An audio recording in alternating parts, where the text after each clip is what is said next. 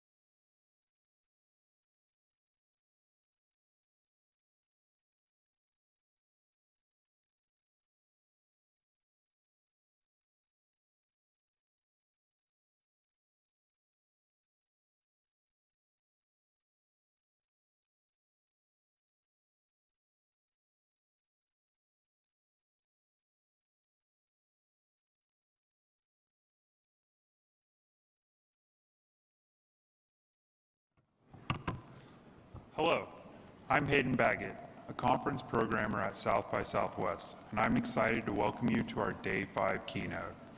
Before we get to today's keynote, I've got some housekeeping notes. We are running Slido today for our audience Q&A. You can find this by opening the session listing in the South by Southwest Go app by clicking on the Engage button. On Wednesday, our Creative Industries Expo will be free and open to the public. Please tell your friends. After years of planning and countless man-hours, the James Webb Space Telescope was successfully deployed last year. This monumental achievement highlights that perseverance and collaboration are at the heart of what makes us human. Each year, we gather from all over the world to celebrate this core principle at South by Southwest. With that in mind, please join me in welcoming NASA's Laura Betts to the stage, who will introduce our panelists.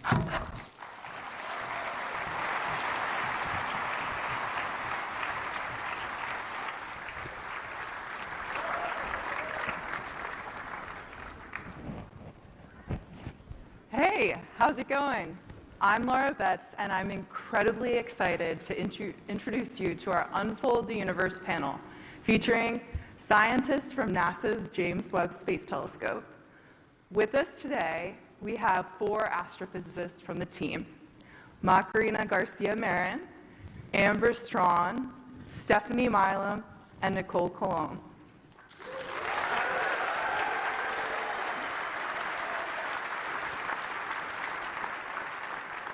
The James Webb Space Telescope is the largest and most complex space telescope ever built.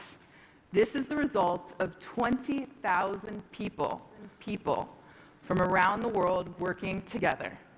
Webb will solve mysteries in our solar system, look beyond to distant worlds around other stars, and probe the mysterious structures and origins of our universe and our place in it.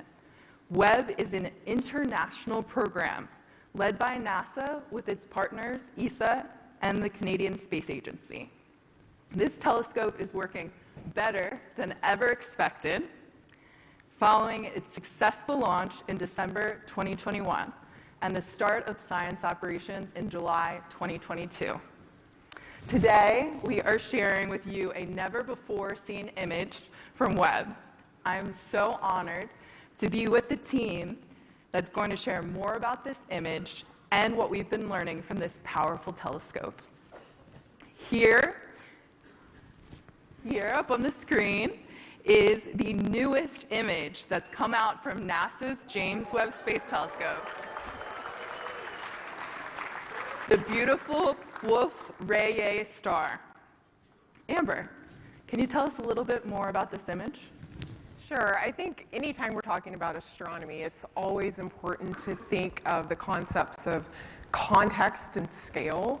You know, those of us that aren't used to thinking about these things every day, and even those of us that are, need to be reminded. And so what we're seeing in this beautiful new image, at the very center is a star. The light from that star has been traveling through space for about 15,000 years, it's 15,000 light years away, until it hit the detectors on the telescope. And the material that you're seeing around the central star that looks like dust is dust. And so at the end of a star's life, they shed their outer material, their outer layers out into the rest of the universe. And I think this is one of the most beautiful concepts in all of astronomy. This is Carl Sagan's stardust concept. The fact that the iron in your blood and the calcium in your bones was literally forged inside of a star that exploded billions of years ago. And that's what we're seeing in this new image. That dust is spreading out into the cosmos and will eventually create planets. And this is how we got here, in fact. Wow, so beautiful. Marca, can you tell us a little bit more about why this is important? Sure. So these Wolf-Rayet stars, they are really big and bright and incredibly hot. So they are really bold objects. This one in particular is 30 times the mass of our sun. So it's very big. And when they are, we know that the stars that are this big, they live fast. They go through the different stages in very quick time. And some of them, only some of them, end up being these Wolf-Rayet to later on become a supernova. So it's really unique that we can see and study this star with this detail, with JWST, for the first time in the infrared. So, as Amber was saying, this star has shed a lot of gas, and we're talking 10 times worth our sun. So it's really a lot of material going into space, and as it goes away from the star, all this gas cools down. When it cools down, it forms dust, and that dust, when it gets colder, it glows in the infrared, which is exactly what James Webb looks at, the infrared light.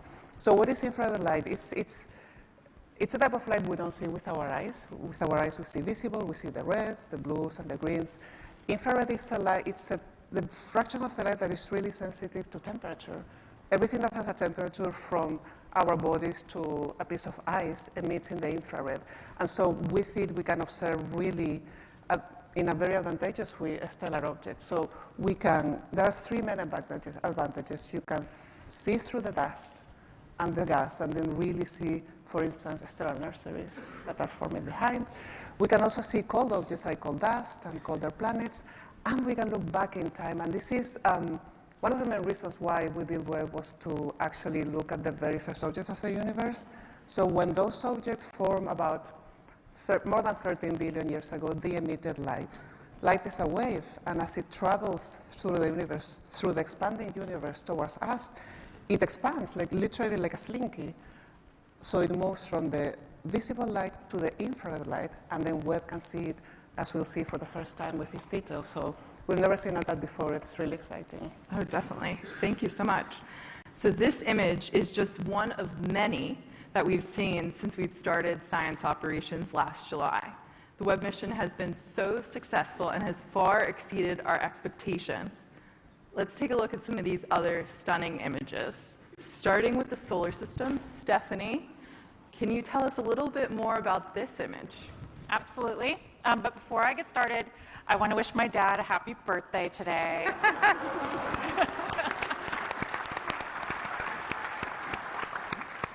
Okay, back to the science. Okay, so this is Jupiter. This is actually the Jupiter system, and it is one of my favorite images that we've released because it's a lot closer to home for all of us. We will be observing the solar system with the James Webb Space Telescope and have been doing so. And this was our first science image that we released of Jupiter and its system.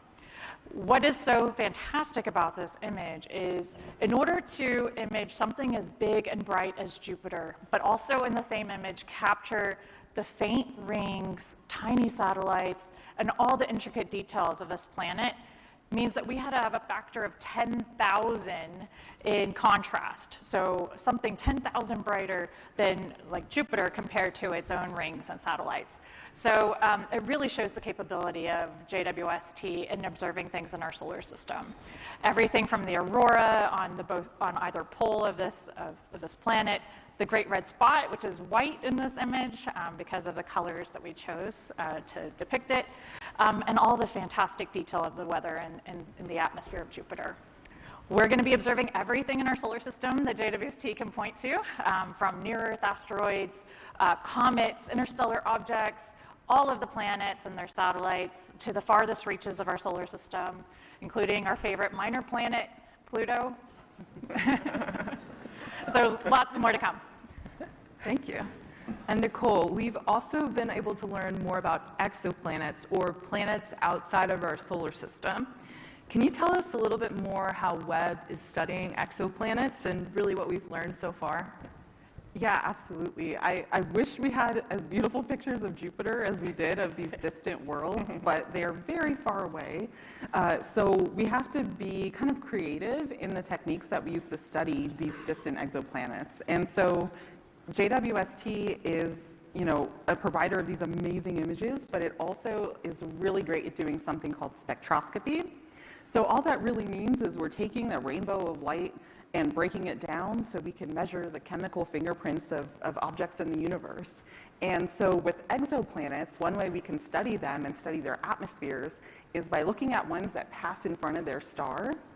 And then when that happens, as shown in the animation, what we can see is star light blocked by the planet plus its atmosphere. So we can break down what light gets filtered by the planet atmosphere to reveal what the atmosphere is made of. And so using this technique, we've already made some great discoveries with JWST. So this is real data that you're seeing here. Again, it's not a pretty image. The background illustration is just an illustration of a giant gaseous Jupiter-sized planet, but just 700 light years away. Just 700. So it's pretty far. But the really neat thing about this is we see this massive bump in the data, and what that is revealing is that the planet plus its atmosphere is blocking extra light from the star, and that tells us this whopping signal is carbon dioxide in that exoplanet atmosphere. And the reason this is so groundbreaking is because it's the first definitive detection of carbon dioxide outside the solar system. We know about Jupiter and Saturn and all these planets, and we can tell their atmospheres, but now we need to learn about all these other worlds because there are over 5,000 of them out there. Wild. And another thing I've been really excited about is what we've been learning with galaxies. Marca, can you tell me a little bit more about that? Of course. So all planets and stars, they sort of live in neighborhoods, and those neighborhoods are galaxies. So I like to think of galaxies as the building blocks of our universe. There are many of them, and this beautiful image shows a group of galaxies that are sort of having a cosmic dance, I like to think about it. So they are interacting with each other as they get close. And as you can see here, the gravitational pull and the neighborhood, so they get so close that it's a very slow and a very intense process that really distorts the galaxy, creates plumes, creates beautiful structures, but it also does create new stars, and it really creates the possibility of having from two different galaxies a new galaxy that could be maybe a big elliptical. So by the end of this process, you will either have a completely new galaxy, another galaxy that can go away, and essentially really understand how they form and evolve. And at the center of each of these galaxies, we have a supermassive black hole, which is also it's very interesting to me, because supermassive black holes, we really don't know yet how they are formed. There's a lot of discovery space in there, and interaction is a very important part of galaxy evolution, because we think all galaxies undergo one of these processes at least once in their life. So it's really driven the universe we see today. So yeah, it's one of my favorites, essentially. Thank you. Unveiled by President Biden in the summer, we've been able to see Webb's deep field. Amber, can you tell us a little bit more about that? Sure, and again, scale is really important for these deep field images. And just to, Marca sort of hinted at it, but to sort of take us all back to middle school science class, right? Our sun and our planets are part of the Milky Way galaxy, which has a couple 100 billion stars just in our Milky Way galaxy. And so what we're seeing in this image, almost every single point of light here is itself an individual galaxy filled with hundreds of billions of stars. And so you might think, oh, okay, well, this must be like the whole sky, but actually it's not. So the size of this image on the sky would be about the size of a grain of sand if you held it out at arm's length. So it's a very tiny piece of sky. And in this tiny piece of sky, we see 10,000 galaxies. So it sort of starts to give you a sense of the scale of the universe. And in fact, I think that's one of the most beautiful things that these space telescopes have given us, is a sense of the absolute enormity of the universe. Thank you. And this project is the result of 2 decades of hard work, 14 countries working together, and 29 states. Tell us a little bit more about the journey to get here for Webb, and what is it doing now? Marca? So when you want to build and create something this groundbreaking, you really need many, many years. So it took decades to, decades, 3 different agencies, many different countries, thousands of people with, putting their minds and brain and ingenuity to make this possible. So from the original scientific reason, which is exactly what Amber was now describing, let's look at the first galaxies that were formed. So from that initial concept to design, build, implement, integration, and testing. And by the way, one of our most important testing campaigns was done in Houston, here around the corner, in 2017. So it's really nice to be back. It's really nice to be in the area. And here in this video, it's a celebration of, you see key moments like launch, you see moments like integration. This is in Kurula, the French Guiana. And This was all thanks to the work of the team, and it really shows how when we work together, we put together our minds and brains, doesn't matter which nationality, which agency, it really shows how we can achieve essentially the unachievable and really make groundbreaking science and history in this case. And as a result of all that, Webb is working better than expected. It's already starting to change our views of the universe. Why and how do you think Webb is really contributing to these discoveries? Amber? Well, we've already talked a little bit about some of the sort of big questions that we hope that JWST will answer. And to go back to the deep field, one of the primary reasons we built the telescope the way we did was to be able to look back in time and see that very first epoch of galaxies that were born in the Big Bang, right after the Big Bang. So we're talking about looking back in time over 13.5 billion years to see a part of space that we've never seen before.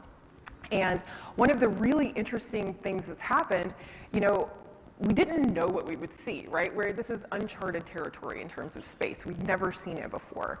And we hoped that we would be able to see galaxies in that part of space, but we really didn't know because we'd never looked. And so these first few months of data are showing us that galaxies, we are detecting galaxies in that part of space, which is great news. But the surprising thing is that the galaxies that we're finding in the very, very early universe are much bigger and much brighter than we expected. And we don't really understand why yet. So we had theories of the early universe that told us how we thought galaxies should grow very early on. And it turns out that our observations don't match the theories. And we don't know yet. We don't know what's going on. And this is a really fun place to be in science, is where we're really trying to figure it out and make our theories match the observations. So I think that's one of the most, for me, I study galaxies and how stars and black holes grow in galaxies. So this is my favorite topic. But I think one of the most surprising things that we've already discovered in just the first few months of operations is the fact that these galaxies, grew really fast and really big. So it's really interesting. We don't know why. Thanks. And for you, Nicole? Yeah, with exoplanets, again, we've talked about the first detection of carbon dioxide outside our solar system. But going beyond that, we've already seen that JWST data is just so good, it's so precise, that we are able to detect additional molecules in these distant exoplanet atmospheres that we'd never really expected to see. One of those is sulfur dioxide, which is actually created in the same way Earth's ozone layer is created. It's a photochemical process, and there's these reactions, these chemical reactions happening in the atmospheres that we just literally didn't think we'd be able to see them with JWST. Even though we knew it'd be a great telescope, it was still just that much better than expected. And we're so excited. I mean, even these initial detections that we're making, they're already rewriting the textbooks for our understanding of the composition, like going from galaxies and formation timescales to exoplanet information and solar system. In every scale, we are rewriting textbooks like every day. And I'm curious, what was it like? What was the feeling that you had when you saw that first Webb image? Stephanie? So for me, one of the first images that I got to see was obviously the Carina Nebula, and this is just one of the most breathtaking image, I would argue, that we've had to date. We can argue about that later, Nicole. But it's spectacular in every form, and it's artistic. It is beautiful, but it's also just bursting with science and discovery. Also, if it's not your background of your phone or your computer screen, you clearly have not been paying attention. But at any rate, so what we're learning about, even when this first image came in, so beyond its beauty, I had to take a moment and I had to pause, because already I could see the discovery space just coming out of this. The science, we were told we weren't allowed to science the images that were being released in the first set of images, and it was so hard to sit there and keep your mouth shut about all the things that we can see already, the discovery space, the new ways that we can see star formation and planet formation happening. It's like happening in this picture, and it was an emotional experience, the culmination of, the multiple decades of people working together to build this telescope, the 6 months of day in and day out commissioning, waiting for these images to be released. It was a lot of energy, and it was just a lot of relief, and it was a lot of excitement. So I'm just excited for more to happen. Anyone else? Any thoughts you had? Go ahead. Very similarly. So for me, my first image was when we were, launched, I started to switch on the instruments, switch on the detectors, and you start to get these first engineering images that obviously are not as beautiful as this one, but they already indicated how well everything was working. And then at some point, there was all the work of making all the mirrors, the segmented mirrors, to work as a single one. And I'm sure you all saw that first sort of, again, engineering image showing a very bright, sharp star in the center, which was like, it is working so well, and it's really going beyond expectations. But also you could see around all these little tiny galaxies that personally, I didn't expect to be so many of them. Like Peter and I, we started to call these photobombing galaxies, and really, it's all about, often we were thinking, like in preparation for commissioning, oh, we need to observe an isolated galaxy to do this or that. There are no isolated stars with Webb. Everything is surrounded by galaxies and by more sources that are out there we need to explore. So it was a great experience, and of course, a culmination, as Stephanie was saying, was this beautiful set of images that was released for the public to enjoy and to really see why it was worth it, but also for the community, the scientific community, to really dig into data and start making science and start taking advantage and learning about a new mission, a new telescope that we launched last year. So yeah, it was very good. And Nicole, how did that moment make you feel? I mean, it's similar to what's been said. Literally these pictures are full of just unimagined detail. If you download the high-res versions, you can zoom and scroll for days, and discover new features. And it's incredible to know that in these first images alone, it's only the beginning, and we're already seeing evidence of new stars forming, galaxies everywhere, baby planets that could be forming. And it was just unreal and, very humbling that, we all did get to take part in this amazing journey to help get those images out to the public last summer. And we were all involved in the 6-month commissioning, like round the clock work as well, just to get these ready. It was a lot of hard work, but it was so worth it. And, it's just, yeah, you almost have no words to describe. And in Amber, what was going through your head during that moment? Yeah, I mean, similarly, I think one of the most fun parts was just being the part of the behind-the-scenes team that was getting the telescope ready for for its public debut. But we got to see the engineering images that came through during that 6-month commissioning period, which was a very intense time of getting the telescope ready for operations.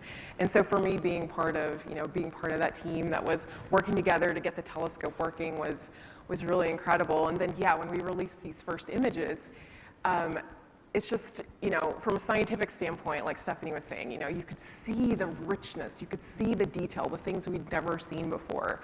But on a more human level, I think for me, it was good to just to sort of step back from my scientist persona and just take in the beauty of these images. They're beautiful on a deep human level. And so for me, it was emotional. I think a lot of us were like, we all cried when we saw the images the first time. They're undoubtedly very beautiful. Tell me a little bit more of some of the other new discoveries that we've been seeing.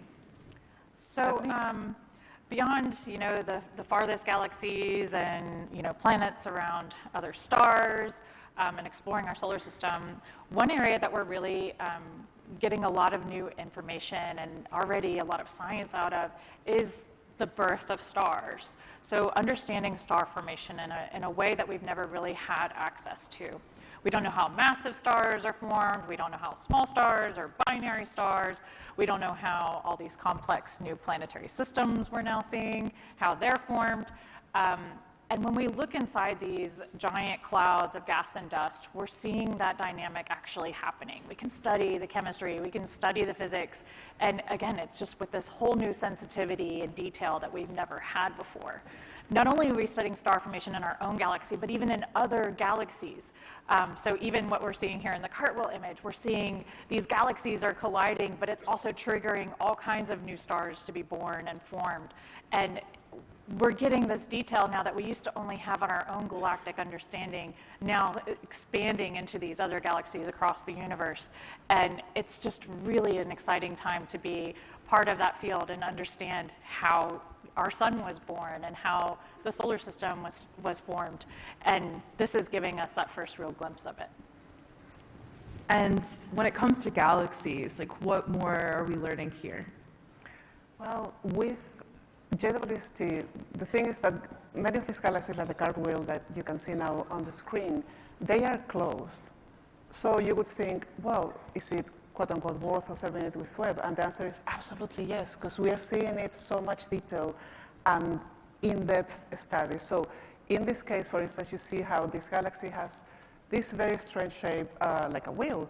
And this is because it did undergo, many years ago, a very strong and fast collision, essentially, with a smaller galaxy that sort of went through and created those spokes that were originally the spiral arms of the first galaxy.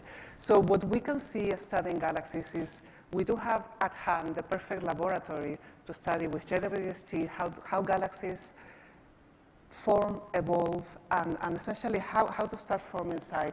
You have to put together all that information from the detailed studies from the solar system, from the solar system to the nearby stellar forming regions in our galaxy, and then extrapolate those to galaxies. And then you have to put together the environment. How do forming stars affect the environment? It creates filaments, it creates new stars, they evolve into supernovas. We can start studying, we do study materials that are essential for the formation of both stars and planets.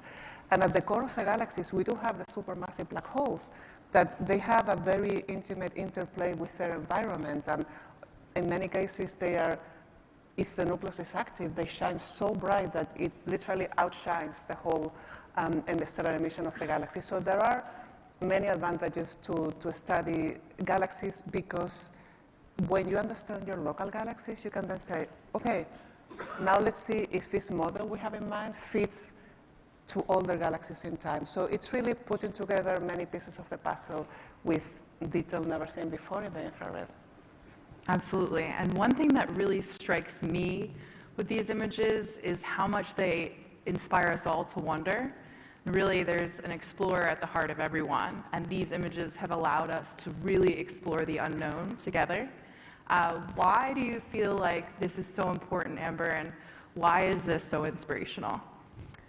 Well, I think one of the main reasons it's important is that JWST shows us that we can do, very difficult, big, bold, almost impossible things when we're all working together for something good. And I think astronomy is good. I think in a real sense, we're living in a difficult time right now as a world, as a species. And for me, last summer, I feel like releasing those images was like this breath of fresh air. It was something good. And I think that these telescopes are something good that we can do for the world. And as far as inspiration goes, one of the things I love most about astronomy in general is that astronomy gets to the heart of our big questions. Where do we come from, and how do we get here, and are we alone? Those big questions that are more than just arcane science questions. They're questions that get to the heart of what it means to be human. And I think all of us have the common experience of looking up at a dark night sky and just sort of intuitively asking those big questions. And I think these telescopes help push us forward in understanding more about our world. It's a fundamental part of being a human being is to explore and discover, and they help us with that. And building the mission, launching it, and commissioning it has been a hugely international project. This is such a feat. How's that been for you to collaborate to make this happen? Marca?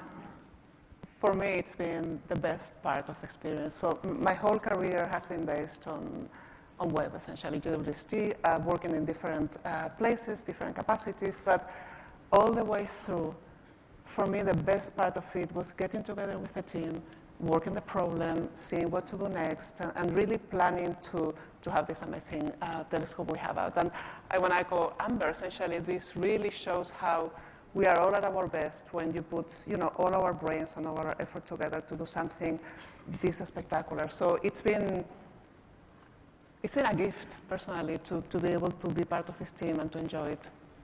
Thanks. Stephanie, what's been the most rewarding part of this awe-inspiring project for you? There's so many to choose from. I think it's probably been the most rewarding getting to work as part of this huge team. I mean, 20,000 people, over 2 decades. I've been on the project just barely over 10 years, and what I've learned from those individuals that have been working on this for almost 30 years, I gained so much information, insight, knowledge, and it has been fantastic to be part of this huge team and watch how they've worked together, work through our issues, our challenges, and deliver the best infrared space telescope that we ever had. Thanks. Now let's go back to those challenges. So to get to this point, you probably faced a lot of challenges, and I just am curious, were there any role models that you felt helped you get to this point? Nicole? Yeah, I mean, well, I'll start by saying, my parents are huge role models. They are not scientists. They're not involved with the James Webb Space Telescope, but they always have had and still have, an amazing work ethic, and that is part of it, perseverance, basically, to get through challenges. And, I can speak to my personal experience. The project, it had a lot of challenges over time, but I was relatively new to the project, joining in late 2019. And, if you might recall what happened a few months later, a pandemic started. And, it was hard to get caught up in all of those, with the decades of experience. It was very humbling and a great challenge, but still an exciting challenge. Amber was saying, it's worth it, to be able to share and to get this telescope out to share the universe with the world. And so a lot of, nobody said anything in particular to me, I guess. I will say our team was very supportive overall, so it was really great to be able to work with, be one of 20,000 people working on the project and even playing a tiny role to help get this mission where it is today. But, I definitely have my parents to thank over the years. They never gave up on me or my siblings, and that really helped push us along. And just to add one more thing, I never did the best in school. I didn't have the greatest grades at times. I had professors say they were literally disappointed in me, and I'm like, but you know what? I can do it, right? If I knew I wanted to work at NASA one day, I was going to make it happen. And so it's all about perseverance and overcoming these major challenges. So for me personally, but also I think that's a good theme for the project as a whole, everybody working together to get through various obstacles that we had, including launching during a pandemic. Yeah. Thank you. And for you, Amber?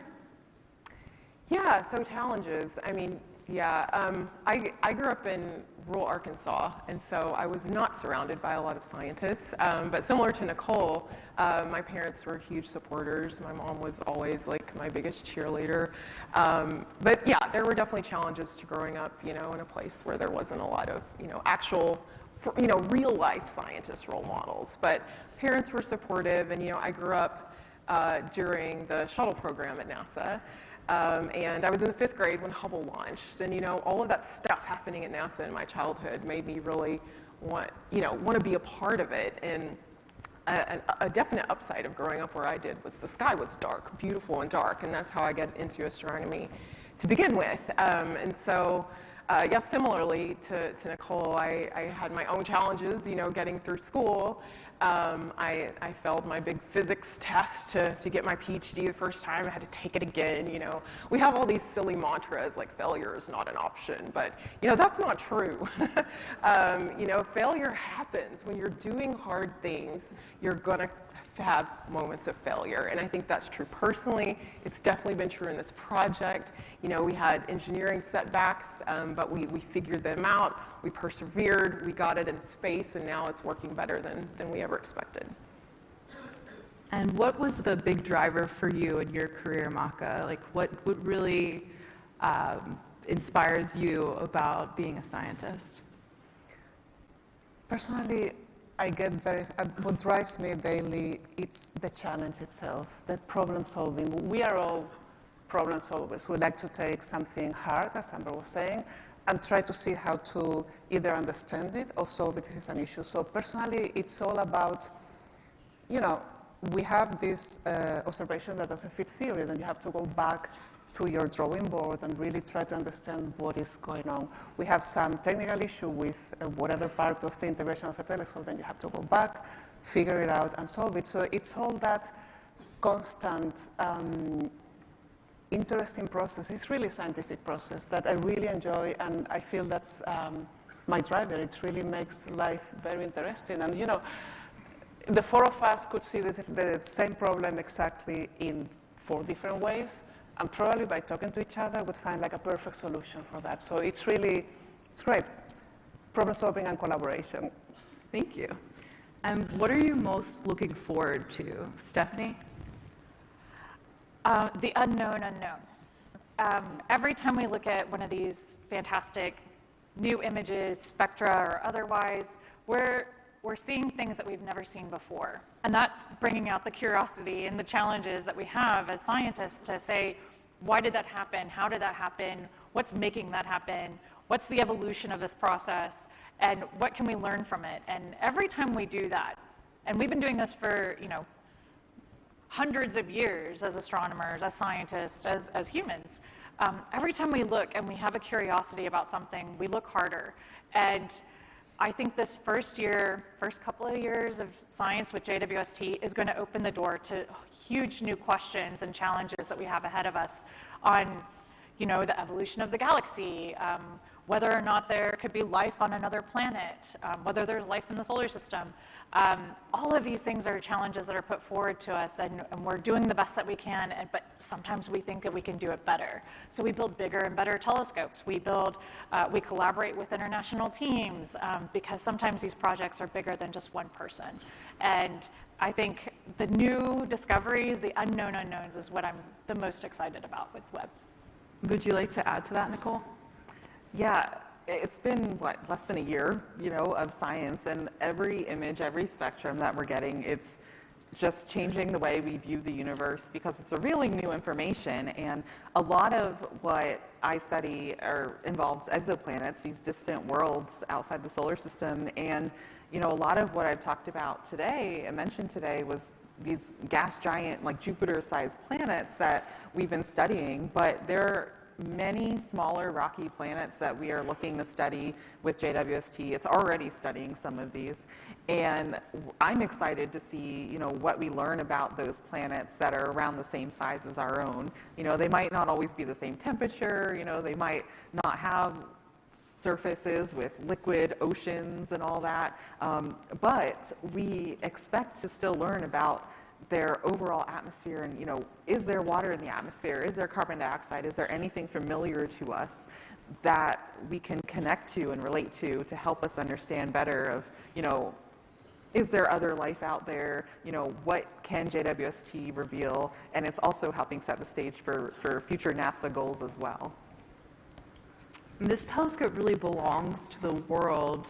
Could you tell me a little bit more, Amber, about who's using this and like how this is for everyone?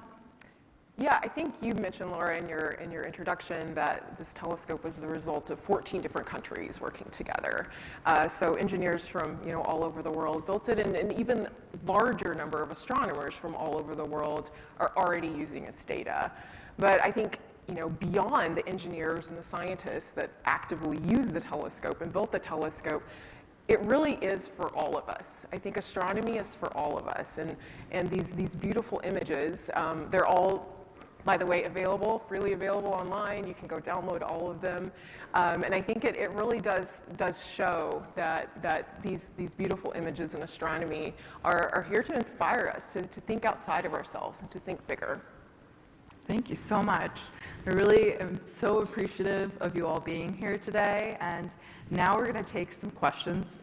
So here we go. Oh, this is a great question. Is there extraterrestrial intelligent life? I want to believe. Max Peng.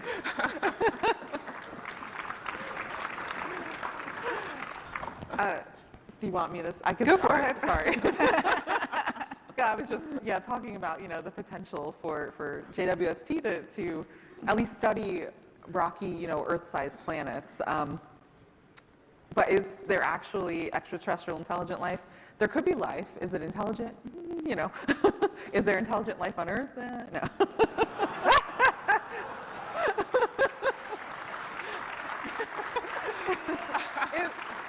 I guess it depends on the how you define intelligent. But I think I want to believe too, I guess, is the bottom line. There's billions of stars out there, which means there are billions of planets. So in a more serious answer, I think there just has to be, otherwise, again, a Carl Sagan quote, like it's a waste of space if humans are the only intelligent life in the universe. Thank you. Another question, how long does it take to plan, position, and take a single photo? Peter Dwyer, thanks for that question. Marca? Yeah, thanks. Well, like everything, it depends. Typically, all the data that is taken in a year, all the scientific programs are prepared by the scientific community. They send the proposals and they get approved. So that preparation takes place perhaps a year or more than the observation is taking. So when it's approved, it goes into the scheduling and say your observation is going to happen tomorrow. So depending on the object and depending on how bright or how faint it is, it can take any time from 1 hour to tens of hours. It really depends on what you're seeing. If you are interested in solar system targets like Stephanie, it'll take typically half an hour to get to your target from when it's planned, and very little time to get a very sharp image. But and then you have to, if the source is very big, you have to do many shots and do like a mosaic. But yeah, it's a very sensitive telescope, but it really depends on what you're looking at. I think one of the, just to add on to that, one of the awesome things about this telescope is how sensitive it is, how efficient it is. So, we have these beautiful deep fields from Hubble, like the Hubble Ultra Deep Field. And if you look at those images from Hubble, which are beautiful and taught us incredible things about the universe, they took days, 14, 20 days of observing. And we saw in that very first image that we released last summer of the deep field that we got an image that was even deeper in the infrared in just hours of time. And so really the power of this telescope is how efficient it is in its observational capabilities. Thanks. We have another question from Colleen Berg. What do you mean by the colors we choose to depict? Can you expand on that process, and why don't we see it as it is? I can take this one. So as was explained, we have an infrared telescope and not a telescope that operates at wavelengths of light that you can see, so visible light, the way the Hubble telescope does. So in order for us to understand and study any of these given objects at these longer wavelengths of light, which our eyes are not sensitive to, we hone in on colors and we label those colors as to define a given physical process or chemical process so that we can study those details in ways that our eyes can actually see. Because when these images come in, they're black and white. It's a series of ones and zeros, lots of pixels, and we take a picture with a given filter, and we take another picture of the same spot with another filter. And we just color one filter green, one filter red, one filter blue, and each of those filters are telling us something different about that object. And we just give them those colors based on We try to follow the same color coordination as visible light, so longer wavelengths we tend to color more red, shorter wavelengths we tend to color more blue. But it doesn't necessarily have to be that way. It's just a way that we try to standardize when we make these beautiful images that you see here. But if I was looking at an object in the solar system, I might choose different colors just to highlight certain types of phenomena that are happening in Jupiter's atmosphere, for example. I could totally label the Great Red Spot as red in that image, but there's other things, there's other dynamic processes happening in Jupiter, for example, that we wanted to emphasize, and that's why those filters were chosen and those colors were chosen. Thanks. And another question very similar from nunca. How does the team decide where to point the telescope? Anybody? Go ahead. Yeah. So the team doesn't decide where to point the telescope, essentially. This is a telescope for the world. So the way it works right now, we did commissioning, and that the team decided because it was all about, setting the instruments and really demonstrating we could do the science. But now for science operations, the way it works is that once a year, typically there is a call for proposals. And the entire scientific community is invited to send their ideas. You could send, I want to use this instrument, I will serve this target, and this is the science I want to achieve. And then all those proposals, and this year, it was closed recently, and we received like 1,700, 1,600, a lot of proposals. So these will be reviewed by several panels of experts in all the different scientific topics. And it's an interesting process because it is double blind, so the reviewer doesn't know who is submitting the proposal or which team is submitting it, which is really great because it removes a lot of biases. So the panels decide and they rank the proposals, and the top ones are the ones that make it into the schedule. But it's all merit-based and scientifically interesting proposals are the ones that are chosen. And I think even one of the awesome things about these telescopes that I think a lot of people maybe don't realize is that, an astronomer say they were one of the lucky ones that got their awesome proposal awarded.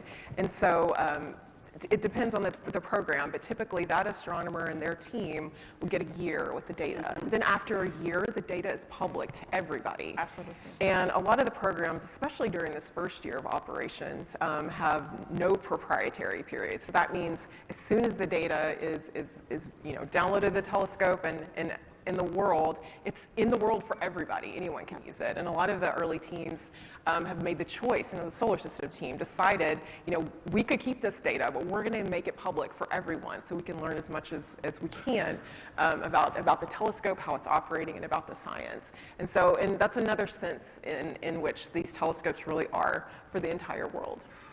Thanks. And Carly Free has a question.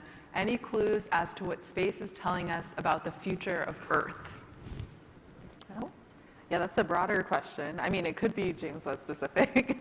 But that's a really good question. I mean, there's different ways that we're studying planets, including everything in our solar system, as well as asteroids, comets, like the building blocks of our solar system.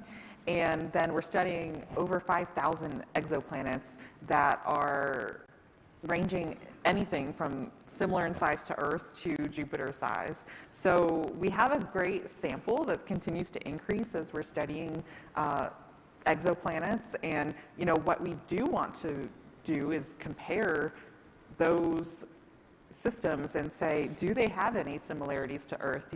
What is their relation? I mean, Earth is like a middle-aged star. Our sun is a middle-aged star, so Earth is a middle-aged planet, if you will. And we are studying planets that are around younger stars and around some older stars too. So I think we're still very much in the early days of, deciphering all the exoplanet data to see, okay, could any of them be, like a future Earth, right?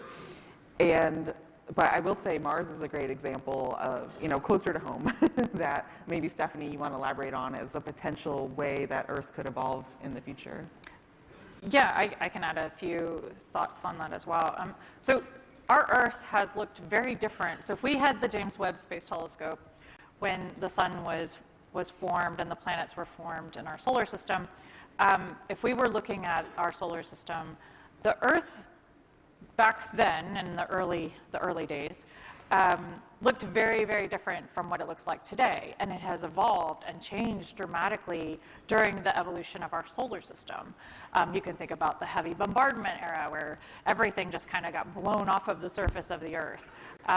Even before, the first signs of life, we had very different atmosphere. So while Nicole's studying planets around other stars and studying their atmospheres, who's to say that that planet's not going to evolve to something like what Earth looks like today? We're getting these instantaneous snapshots of things that happened billions of years ago sometimes, or hundreds of thousands of years ago. So who knows what they are today in real time? We can look at our history, we can look at other planets in our solar system and see how they've been affected, impacted by their own evolution. Mars being a fantastic example. Once having huge oceans and lakes, we see that with the rocks on Mars. We see, riverbed-like rocks that are rounded from processing of liquid water flowing on the surface. These are things that give us all the clues of how our planet might actually evolve. And if we don't take care of it, we might have a lot more detrimental effects sooner than later. Thanks. And Louise Pershini asks, how can James Webb help us advance the understanding of cutting-edge mysteries like dark matter, dark energy, etc.? Yeah, so Louise knows his astrophysics. Good job. Yeah, I guess again to zoom out. So we think that about 75% of the whole energy matter content of the universe is this mysterious thing that we call dark energy. And another 20% is this other mysterious stuff called dark matter. So you're noticing a trend here, right? When astronomers don't know what something is, we label it dark. But it's astounding. So all of these things we've been discussing today, the hundreds of billions of galaxies and the trillions of stars and countless planets, all of that only makes up about 5% of the whole universe. And the rest, the other 95%, we don't know what it is. And so there are ways that JWST is going to help us in learning specifically about dark matter, because you can sort of think of dark matter as the scaffolding of the universe. It's the scaffolding on which the galaxies sit. And so by studying how galaxies evolve over time, we're able to learn more about how dark matter behaves. And so in that sense of studying how galaxies change over time, we can learn more about dark matter. Dark energy, we can also study dark energy with JWST in some of the similar ways we've done so with Hubble. But we're actually building another telescope that's going to launch in 2027 called the Nancy Grace Roman Space Telescope. And we're already building it, already testing it. Things are going great. And that particular telescope is specifically designed to study dark energy. So we should be learning a lot more about dark energy later on down the road with the Nancy Grace Roman Space Telescope. Thanks. And David Frager asks, what is the expected lifespan of Webb? Stephanie? Oh, sure. So we built this telescope with a requirement. So NASA had to deliver a space infrared telescope that worked for 5 years. We also were told that we had to carry about 10 years worth of fuel. We do have a fuel-limited mission as we were launching. That was our plan, was once we ran out of fuel to maintain where we are 1 million miles away from Earth and to unload momentum, that would be the end of mission. Fortunately, because of our fantastic colleagues who helped us launch our telescope into space on an Ariane 5 rocket, we had such a nominal launch. Nominal just doesn't say the words. It was absolutely flawless. Our launch was so perfect, you could not see the error bars in what we hoped to do versus what we actually did. And even in our first images that we had of the telescope, once it detached from the spacecraft and started drifting on its journey, we saw our first deployment happen. We saw the solar array unfold, which meant the launch was so perfect, we didn't even have to tweak which way the telescope was pointing. It was already pointing in the right direction, already going on its journey, and it automatically started deploying itself because it knew that everything was perfect. So our calculations after our launch, after our insertion into the orbit that we're in, gave us estimates of 20 years of science mission lifetime, which is fantastic for the next generation.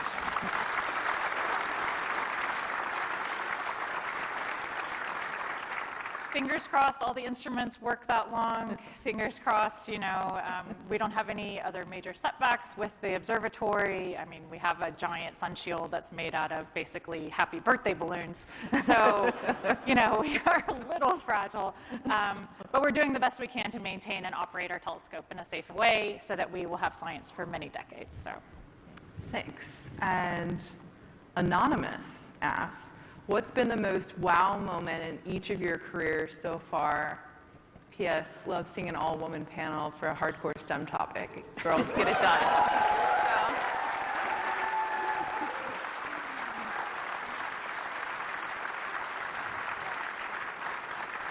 I mean, I could start by saying this is the most wow moment. You know, honestly, I think it's hard because working at NASA is just a lot of fun, and we do get a lot of wow moments. Like, I'm very grateful for that in the sense that we get to work on all kinds of really amazing space missions and get them out to the public so that we can, you know, share these incredible data with you and explore the universe together. So in a way, almost every day is a wow moment when we're working on these missions. So that's not really, you know, one single moment, but I feel like there's so many, it's hard to pick one. Anybody else want to add anything? I can pick one. No, sure. So for me, my wow moment was definitely the day of launch.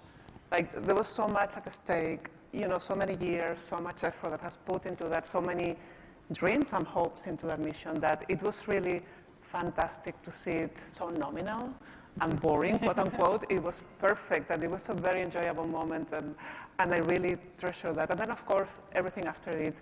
Nicole is right. We are lucky, and there are many great moments, but for me personally, the day of launch was fantastic, really. I think we have time for a couple more questions. Al Conde writes, NASA science is rewriting science books at an increasing and accelerating rate, a good problem. Is the agency exploring new ways to disseminate all this? Sure, yeah. I mean, NASA really takes seriously, I think, its role to explain what we're doing to the public. And I think, you know, all of us that are involved in these missions really try hard to do that. I mean, this is a good example of one of the ways that we try to do that. But yeah, the agency is always trying to think of new ways to, you know, to get our information and our data out to the rest of the world. You know, I think it's forward-looking in a lot of ways. You know, NASA was one of the first, maybe the first government agency to really embrace social media. And so I think that there's a lot that our communications teams do, which Laura is a part of. Thank you, Laura. That, you know, our communications teams are fantastic and work really, really hard at making sure that we can make the science understandable and get it out to the world. Thanks. And let's see. Here we go. No, new question. What kinds of discoveries are we hoping to see in the next couple months? All the things. Too many. So I can say we have a lot of fantastic work that's coming out from the telescope. Now that we're just sort of almost finished with our first year of science operations, the science community is really working hard on analyzing their own data and putting it into scientific peer-reviewed publication the way that we are supposed to do and we get paid to do. And so that is now finally coming out, and it's coming to fruition. So lots of science is coming out in the literature that's come from the James Webb Space Telescope. We have a queue of how many press releases for future publications that are coming out. So it is a very exciting time. Amber and I get a lot of the behind-the-scenes looks at some of those things, and just seeing the new science and the new discoveries on the horizon. Just stay tuned. I mean, every week we release something, so just follow us, and I'm sure you'll be astounded. And I want to thank you all so much for being here today and for everyone following along.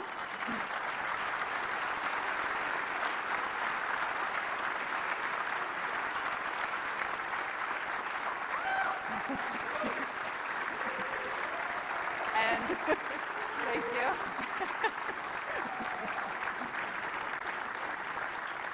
And if you want to follow along more, for more updates on NASA's James Webb Space Telescope, check out our social media at NASA Webb. Thank you so much.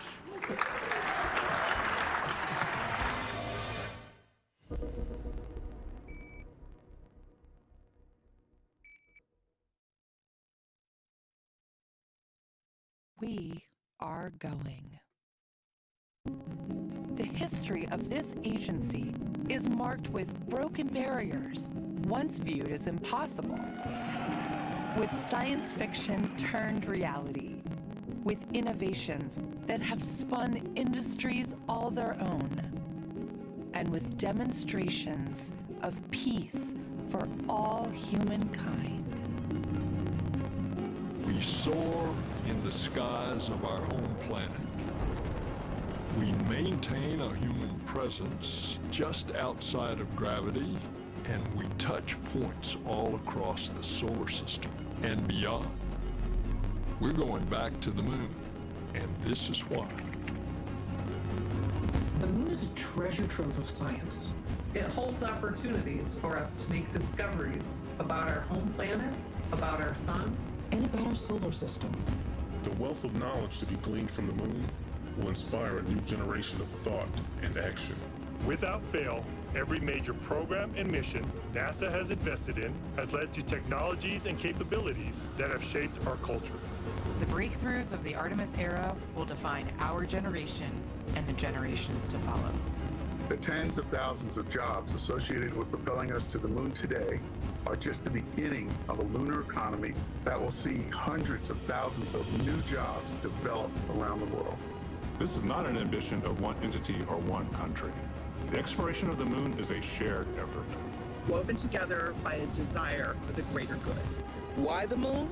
Because the missions of tomorrow will be sparked by the accomplishments of the Artemis generation today.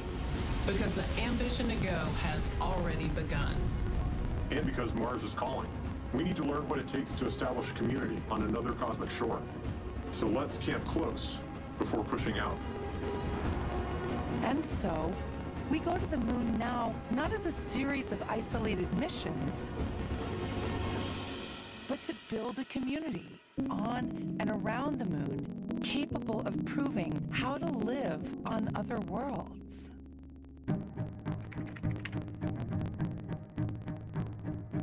We'll use the lessons from more than 50 years of peaceful exploration to send a new generation to the lunar surface to stay.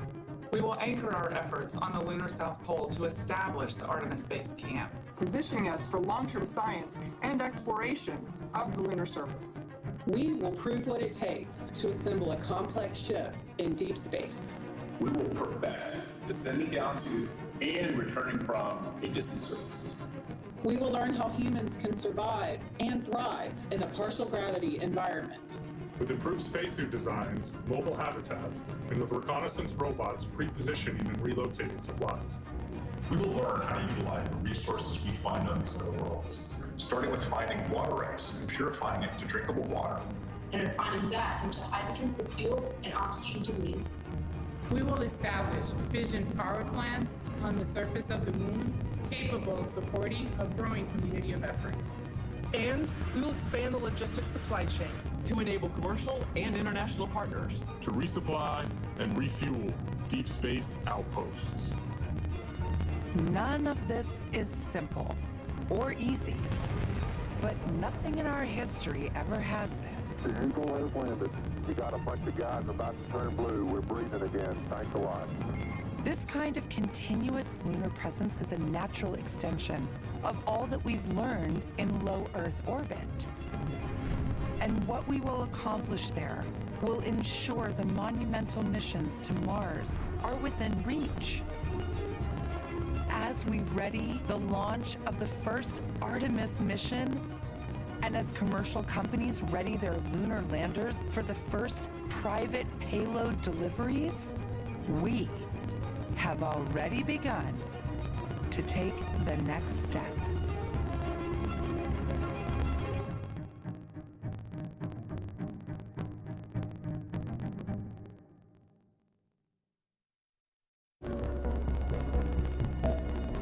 Through Artemis, the twin sister of Apollo, we are returning to the moon.